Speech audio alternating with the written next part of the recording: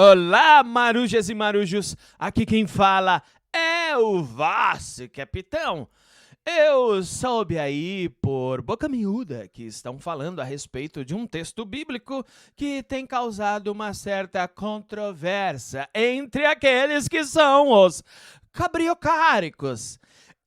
Meus amigos, os homens de Deus, a sã doutrina, que praticamente diz coisas que são loucura, exatamente.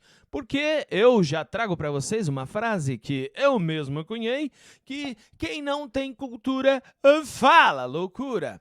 O texto em questão é Mateus capítulo 23, versículo 10. Nesse texto, Jesus faz uma recomendação aos seus discípulos a respeito de como eles deveriam ser chamados, mas ele diz a seguinte informação que agora vamos lê-la. Nem sereis chamados guias, porque um só é vosso guia, ou Cristo. Em algumas outras traduções, sai a palavra mestre. Nem sereis chamados mestre, porque um só mestre é o vosso Cristo. Exatamente! Essas pessoas utilizam esse texto para informar que Jesus orientou para que não chamassem ninguém de mestres.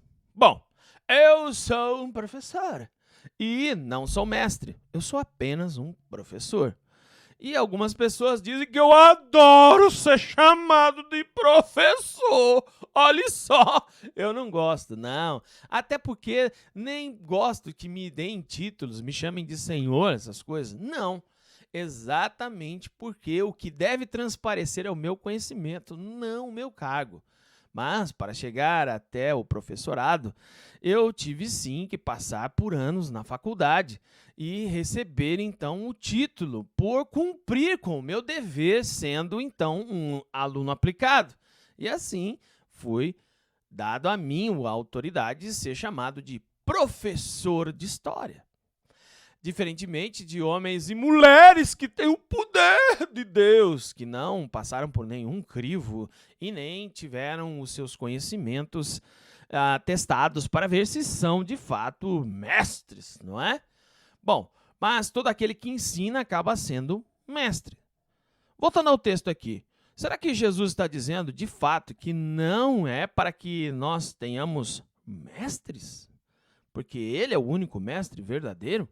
Qual é o sentido deste texto e como devemos, de fato, interpretá-lo? Bom, para começar, temos que entender que o capítulo 23 de Mateus é dirigido para os discípulos, mas também é uma orientação aos líderes fariseus. Jesus inicia o texto dizendo da seguinte forma: Então falou Jesus às multidões e aos seus discípulos: Na cadeira de Moisés se assentam os escribas e os fariseus. Fazei e guardai, pois tudo quanto eles vos disserem. Porém, não imiteis o seu exemplo nem as suas obras, porque dizem e não fazem. Atam fardos pesados e difíceis de carregar e põem sobre os ombros dos homens. Entretanto, eles mesmos nem com um dedo querem movê-los. Praticam, porém, todas essas obras para o fim de serem vistos dos homens, pois alargam seus filactérios e alongam as suas franjas. Observe como é a questão especificamente. Jesus está falando exatamente de comportamentos que nós vemos nos dias de hoje, de pessoas que amam ser reconhecidos como cooperadores, que amam ser reconhecidos como evangelistas, amam ser reconhecidos como presbíteros. Porque eles estão querendo ser referência, autoridade, exatamente o que Jesus está dizendo. Por isso, ele culmina o seu pensamento no versículo 10, que nós já lemos, dizendo que ninguém deve ser seu mestre, exatamente porque essa pessoa está querendo isso por interesse próprio. Ele quer ser um guia, um orientador, uma pessoa que é inoxidável, que quer dizer brilhante. Ele quer ser essa pessoa, essa referência para as pessoas. Tanto é que o texto dá também uma informação muito pesada. Observe que no versículo 9, Jesus diz o seguinte: ninguém Sobre a vossa terra chamei vosso Pai, porque só um é o vosso Pai, aquele que está nos céus. Eita, papai! E você aí, meu filho? Você que é da sã doutrina. Você tem filho? Tem, né? E seu filho, ele te chama de como? Te chama de Roberto? Te chama de Carlos? Não, ele lhe chama de papai. Eita, benção! É a mesma coisa que explicar para uma pessoa que foi fácil entrar numa casa de 2 centímetros. Bom, como é que uma pessoa com 1,70 m, 1,60 m vai entrar numa casa de 2 centímetros? É impossível. A palavra casa ali em questão também tem a ver com esse localzinho aqui onde se passa o botão. É uma casa. Você precisa entender que a palavra, às vezes, tem vários sentidos. Por exemplo, uma pessoa que vem para o nosso país e não sabe que nós aqui no Brasil falamos assim, pois não. E ao dizer pois não, nós queremos dizer sim. E quando dizemos pois sim, queremos dizer não. Veja como é complexo, a gente tem que entender as figuras de linguagem. E, para deixar mais claro ainda, vamos cavar o texto. Esse texto não foi escrito em português, ele foi escrito em grego. E o autor do texto, ele se preocupou em utilizar uma palavra específica para determinar de fato que a intenção de Jesus ao falar disso é que alguém queria ser a referência para que o povo o copiasse e acompanhasse. E qual era essa referência? Bom, dá uma olhada comigo aqui. A palavra é catequetes. Catequetes, que significa guia. Guia. Um orientador, alguém que é o símbolo, aquele que leva as pessoas, aquele que move as ações.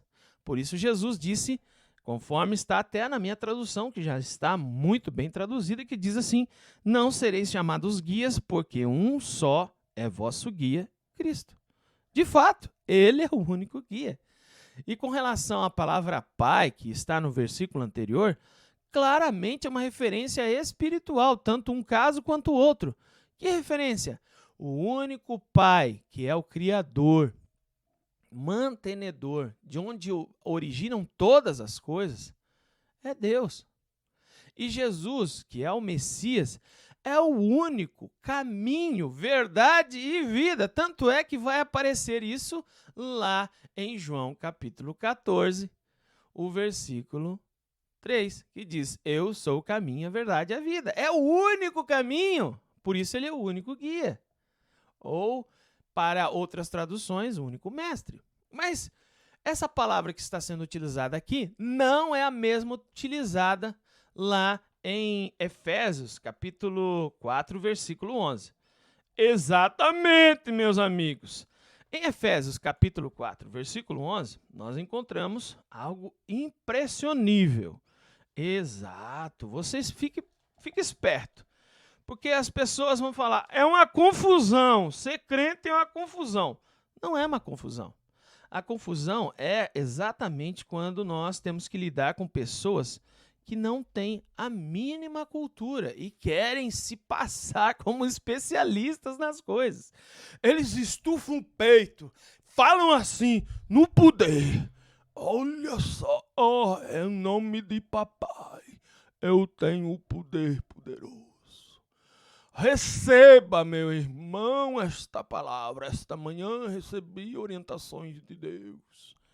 E ainda falam assim. Nada de naturalidade, nada de normalidade, nada de honestidade no que faz.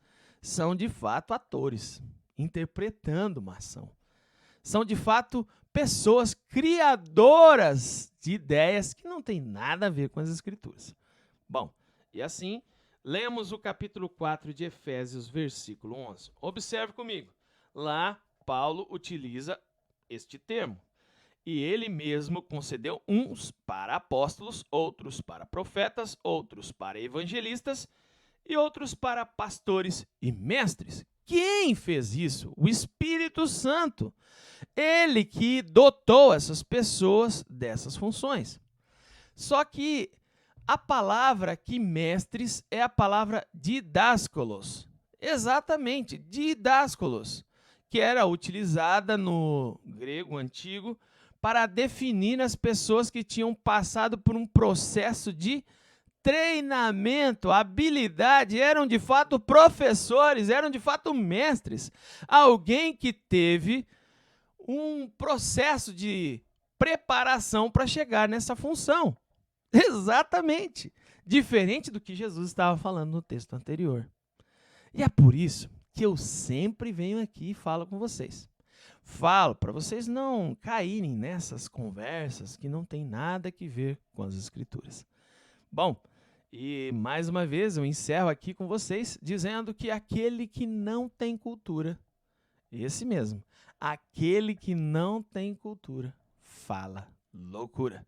Aqui quem se despede é o vosso capitão.